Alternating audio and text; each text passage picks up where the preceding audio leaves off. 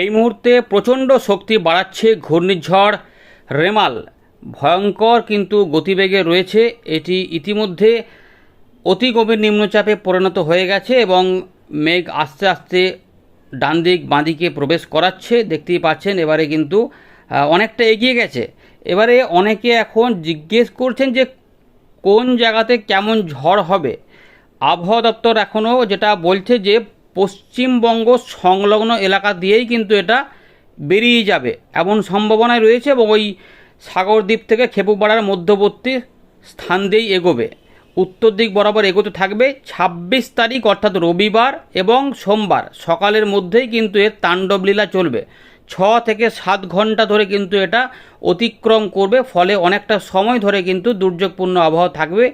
এবারে এখন যেটা আমাদের দেখাচ্ছে, এই যে পরিষ্কার পরিচ্ছন্ন আকাশ দেখতে পাচ্ছেন, কোথাও কোনো মেঘ নেই, রোদ, শুধু রোদ, দিনের বেলার দিকে পুরো রোদ। আর উত্তর পশ্চিম ভারতে এই যে দেখছেন দিল্লি, গোয়ালিয়র, এলাহাবাদ, এখানে কিন্তু তীব্র তাপপ্রবাহ রয়েছে, রেড অ্যালার্ট রয়েছে তাপপ্রবাহের জন্য, যার জন্য আমাদের এখানেও প্রচণ্ড গরম। আর সমস্ত জলীয় বাষ্প টেনে নিয়েছে, এইটা টানছে, যার ফলে আরও গরমটা কিন্তু বেড়ে যাচ্ছে।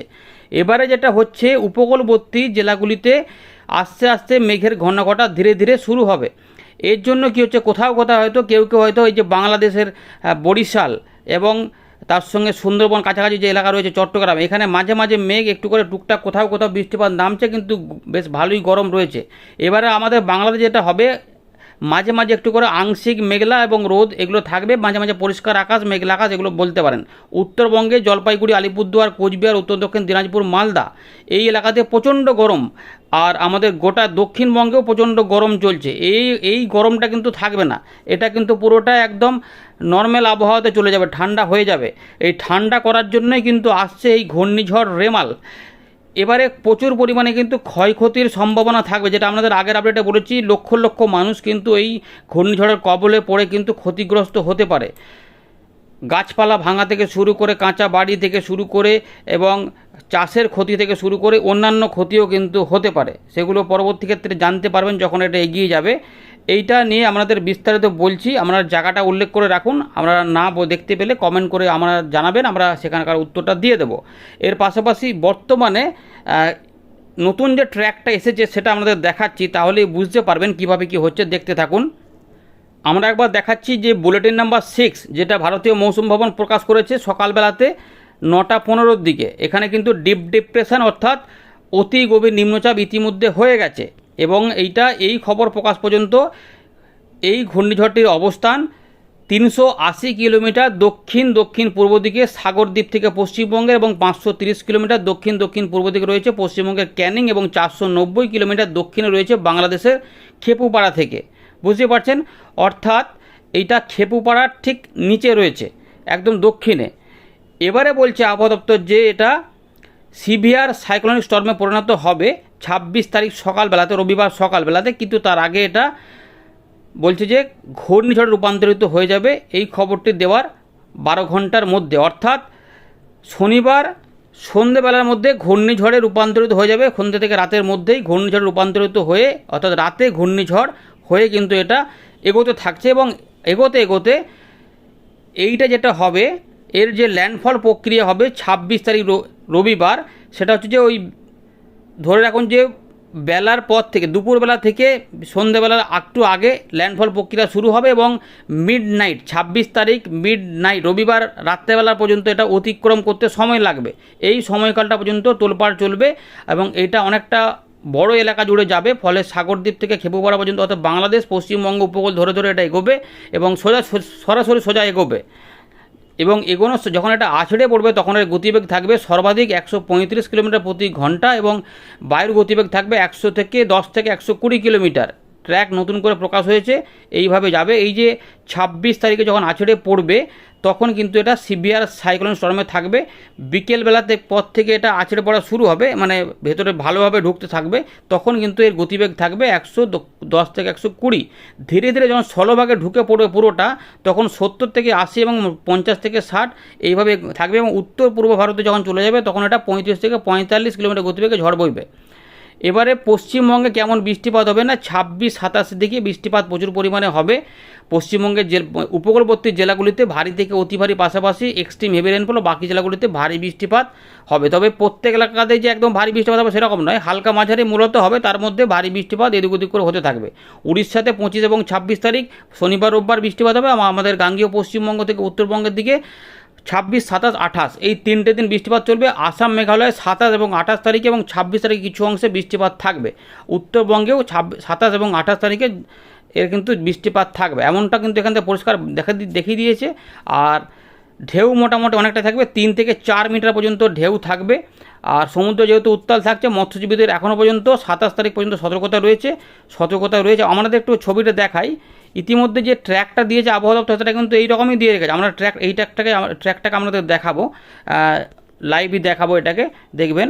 তো ইতিমধ্যে দেখুন এই যে কলকাতার উপর দিয়ে যাচ্ছে, কিন্তু এর যে বিস্তারটা থাকবে, যে কতটা এরিয়া জুড়ে যাবে, এইটা দেখুন অনেকটা এলাকা জুড়ে যাবে। উড়িষ্যা থেকে শুরু করে বিহার হয়ে একদম উত্তরবঙ্গ পর্যন্ত এবং মিজোরাম পর্যন্ত, ত্রিপুরা, গোটা বাংলাদেশ পর্যন্ত রয়েছে। এবারে দেখুন এই যে কালারগুলো দেখে রাখুন, আমরা দেখাচ্ছি তখন এই যে ছাই রঙের কালারগুলো এবং নীল রঙের কালার এবং সবুজ রঙের কালার, এই 3টে কালারের গতিবেগ এখানে পরিষ্কার দেখুন। এখানে ছাই রঙের কালারটা থাকবে 52 থেকে 61 কিলোমিটার প্রতি ঘন্টা, অর্থাৎ এই যে ছাই কালারটা রয়েছে। নীল যে কালারটা থাকবে সেটা হবে 60 থেকে 191 কিলোমিটার, আর সবুজ যে কালারটা রয়েছে সেটা হচ্ছে 90 থেকে 117 কিলোমিটার প্রতি ঘন্টা গতিবেগে। অর্থাৎ এই কালারটাতে থাকবে যখন যেগুলো এখানে রয়েছে, তার মানে আমাদের পশ্চিমবঙ্গে দেখুন এই যে পুরুলিয়া, বাঁকুড়া, ঝাড়গ্রাম থেকে শুরু করে পশ্চিম বর্ধমান, বীরভূম, মালদা, এই যে এলাকাগুলি রয়েছে, এই এলাকাতে 50 থেকে 60 কিলোমিটার গতিবেগে ঝড় বইবে। কলকাতা, হাওড়া, হুগলি, মেদিনীপুরের পূর্ব দিকগুলো এবং বর্ধমান, নদিয়া, বীরভূম, মুর্শিদাবাদ, এইগুলোতে মোটামুটি দেখা যাচ্ছে যে এখানে 60 থেকে 90 কিলোমিটার গতিবেগে ঝড় বইবে। এবং আমাদের দক্ষিণ 24 পরগনা এবং বাংলাদেশের বেশ কিছু, খুলনা বিভাগের দিকে বেশ কিছু অংশে আমরা দেখব যে ওই একদম 90 থেকে 120 কিলোমিটার মধ্যে কোনো গতিবেগ আছড়ে পড়বে। ত্রিপুরার দিকে মোটামুটি 50 থেকে 60 কিলোমিটার গতিবেগে ঝড় বইবে। দক্ষিণ ত্রিপুরাতে একটু বেশি থাকবে, যেটা হয়তো 60 থেকে 90-এর মধ্যে থাকতে পারে। বাংলাদেশের সিলেট, ময়মনসিংহের দিকে যেটা হবে, ঝড় কত বেগে বইবে, এবং রংপুরের দিকে, রাজশাহীর দিকে একদম পরিষ্কার 50 থেকে 60, ম্যাক্সিমাম 70 পর্যন্ত হতে পারে এই গতিবেগে ঝড়। অর্থাৎ তাণ্ডব চলবে, গাছপালা ভাঙার প্রবল সম্ভাবনা কিন্তু রয়েছে, যেহেতু এটা অনেকটা শক্তিশালী অবস্থায় থাকবে, অনেকটা সময় ধরে থাকবে। দেখুন এবার আমরা চলে এলাম ওই ভারতীয় মৌসুম ভবনের ট্র্যাকে, এটা আমরা জুম করতে পারবো। এটা ওই ছবিটাকে আমাদের এবারে ট্র্যাকে দেখাচ্ছি। দেখুন এই যে পরিষ্কার দেখতে পাচ্ছেন, এইভাবে রয়েছে ব্যাপারটা।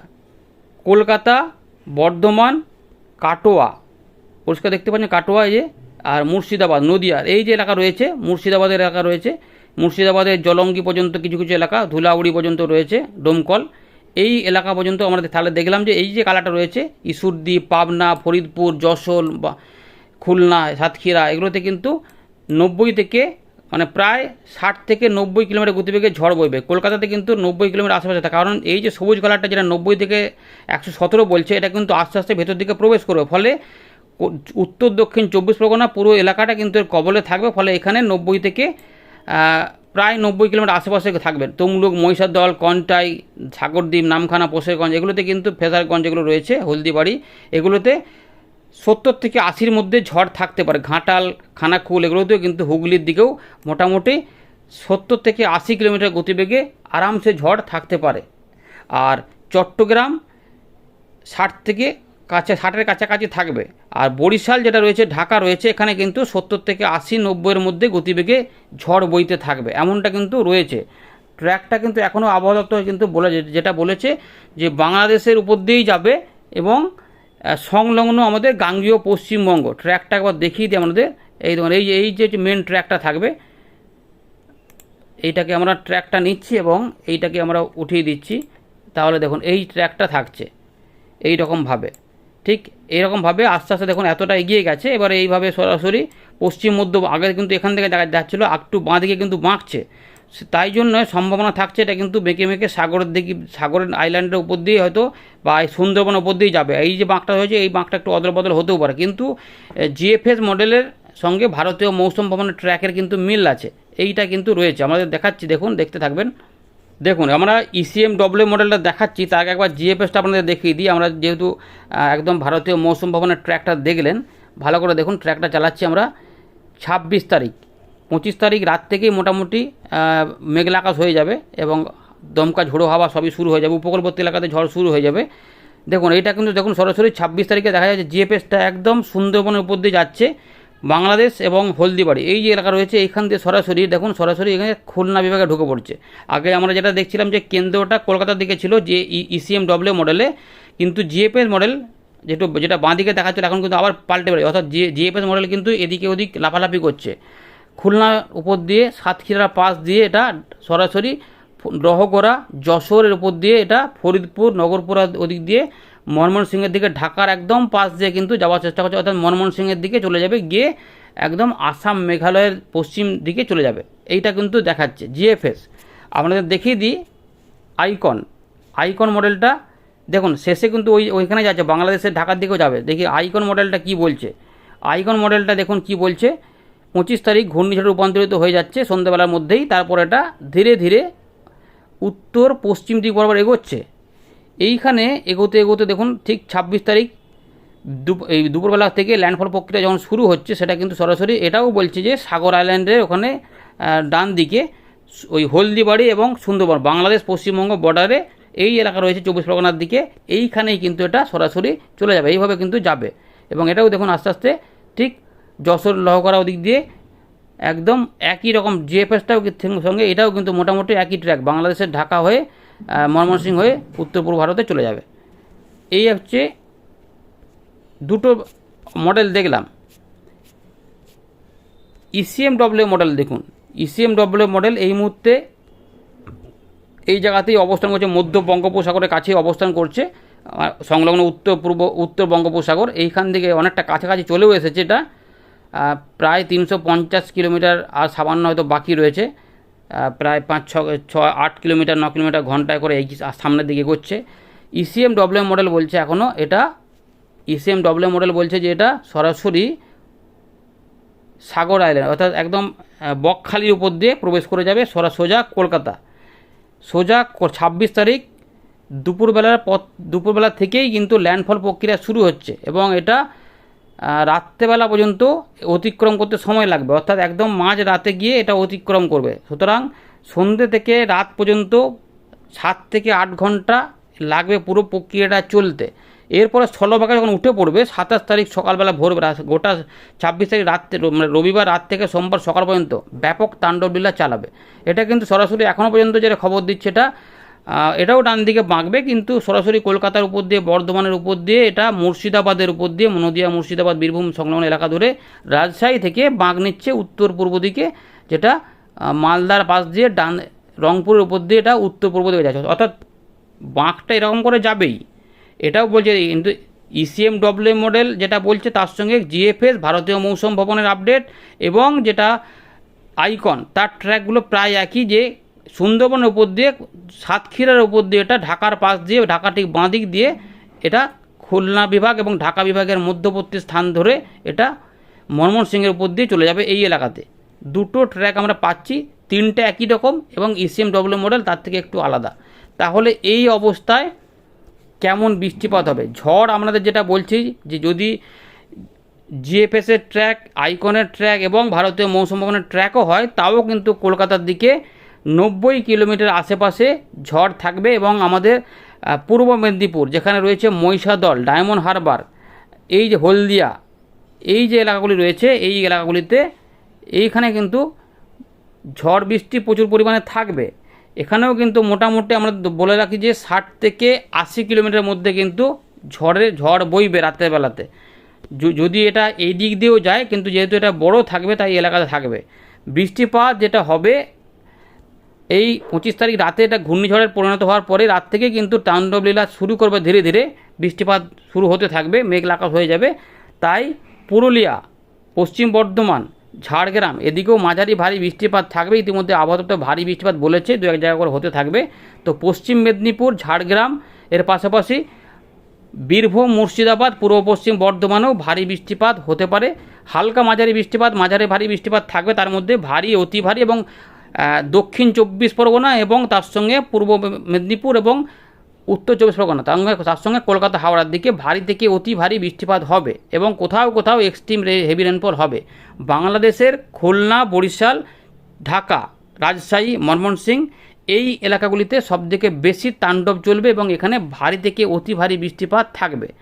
এবারে অনেকে বলছেন যে জায়গাটা দেখতে পাচ্ছি না, দেখুন অনেকটা জায়গা দেখাচ্ছি আপনাদের, কারণ সব জায়গাটা বলাও সম্ভব না। এই লালমোহন, মাতবেড়িয়া, পিরোজপুর, বরিশাল, এখানে সেনবাগ, এখানে চাঁদপুর, রায়পুর, ফরিদগঞ্জ, মাদারীপুর, লহগড়া, যশোর, শৈলকুপা, সাতক্ষীরা, খুলনা, এর পাশাপাশি মেহেরপুর, পাবনা, ঈশ্বরদী, বরগুনা থেকে বগুড়া, আদমদিঘি, মহাদেবপুর, বালুরঘাট, গোরাঘাট, চররাজপুর, হাতীবান্ধা, গোটা মালদা, দক্ষিণ দিনাজপুর, উত্তর দিনাজপুর, ধুলিয়ান, নলহাটি থেকে শুরু করে তারাপীঠ, সিউড়ি, এখানে কাটোয়া, এখানে রয়েছে বেলডাঙ্গা, বহরমপুর, করিমপুর, ডোমকল, সব দিকেই কিন্তু ঝড় বৃষ্টি থাকবে। প্রচুর বৃষ্টিপাত কিন্তু দেখুন কোথাও বেশি হবে, কোথাও কম হবে। কারণ দেখুন ভালো করে দেখুন, এই যে 26 তারিখ রাত থেকে একদম সোমবার পর্যন্ত 27 তারিখ গোটা দিন মেঘলা আকাশ এবং প্রবল বৃষ্টিপাত হতে হতে থাকবে।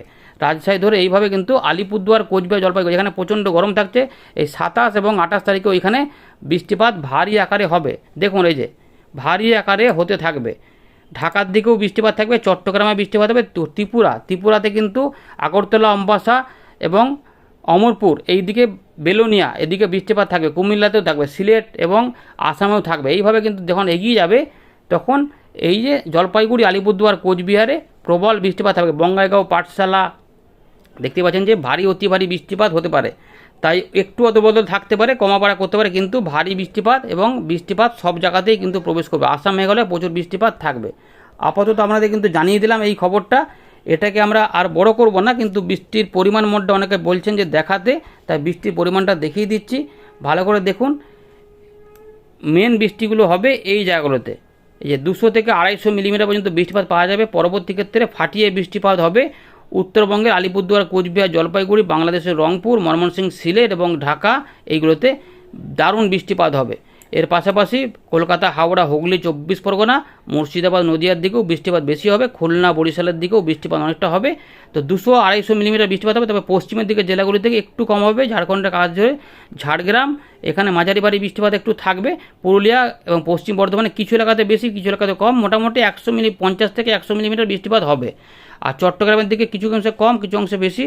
তাই চট্টগ্রামের এই যে এলাকা রয়েছে বরিশালের পাশে, এইখানে বেশি হবে, 150-200 হবে। কিন্তু ত্রিপুরার দিকে দেখুন 90 থেকে 100-র মধ্যে থাকতে পারে। এই আপাতত রয়েছে আপডেট। দীঘা, মন্দারমণি, কন্টাই, সাগরদ্বীপ, নামখানা, বসিরগঞ্জ, ফেজারগঞ্জ, এখানে এইগুলোতে কিন্তু অনেক বৃষ্টিপাত থাকবে। ধন্যবাদ।